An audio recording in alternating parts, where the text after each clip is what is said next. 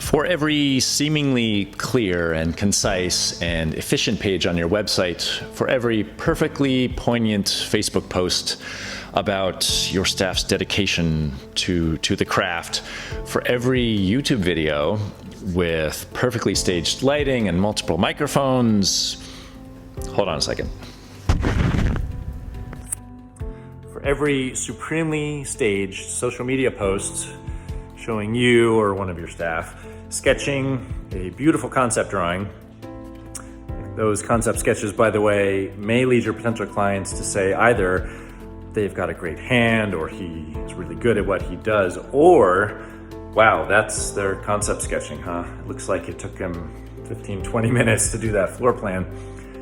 Or the complete flip side of that, for every over-scrutinized, overworked, over-prepared proposal that doesn't directly lead, any of those that don't directly lead to a signed design contract, well, I don't think I need to explain the consequences to you.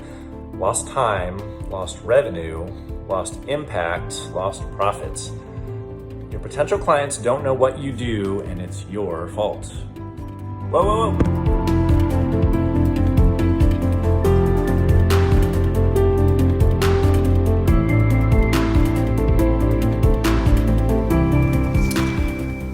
One of the biggest problems I see with architects and designers' websites and social media and marketing in general is that they feel that they've explained their skill sets and services well enough. They've listed their licenses and credentials, and they've shown all their reviews from Google listings or house.com or wherever the heck they are. So the question comes to them, why don't my potential clients see my value?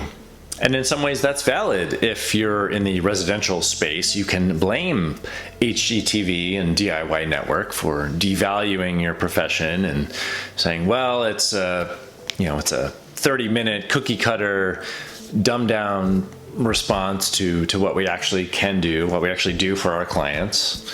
Or the fact that we list all of our credentials and we have all of our industry jargon on our website should show our professional expertise, should demonstrate our experience, when I would argue that's actually hiding behind jargon, hiding behind credentials and expertise.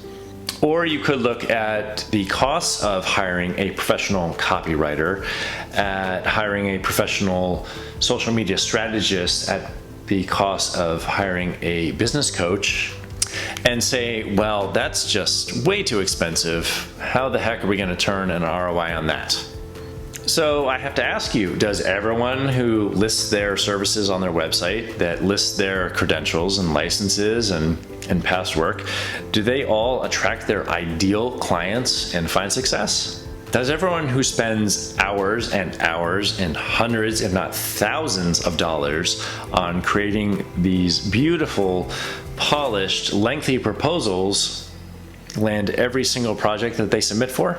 No, of course not. And relying on these tools on your website, on your social media accounts, which you don't own, by the way, on these lengthy and beautiful proposals, which are often lost in the ether after the proposal period is done or after the client makes up their mind, relying on just the tools that you use to deliver your services is actually a very dangerous way to run a business, is a dangerous way to justify your value in the marketplace. So how do you demonstrate value on something like a video here or in a social media post? Well, you can't just show the steps. What I see all too often is just showing the piecemeal steps, whether it's a concept sketch, a shot of the studio with staff working, a finished picture of an honestly empty kitchen with no people in it. You show all of those, and that never tells the whole story. That never truly demonstrates the outcomes that your clients are going to achieve. While I think your website and social media and networking at local events can often portray different points in the process, so you can explain where you are in the process, obviously. What I don't see, and what I think is so valuable and so missed, is being able to encapsulate, that's the best word I can think of, encapsulate the entire process to bring that future outcome, that future transformation to a client, whether you're sitting with them in a meeting, or even better, when they are first finding you on a Google listing or an Instagram post or anything to do with your website or social media in general. You need to have pieces of content, pieces of media that tell the entire story, not just a concept sketch, not just the finished product, not just the finished photo of a kitchen with zero dirt on the counters and zero people in it, because you know that's not how we live. To create, and they can be as short as 30 seconds, they don't need to be as long as this darn video is going to turn out to be.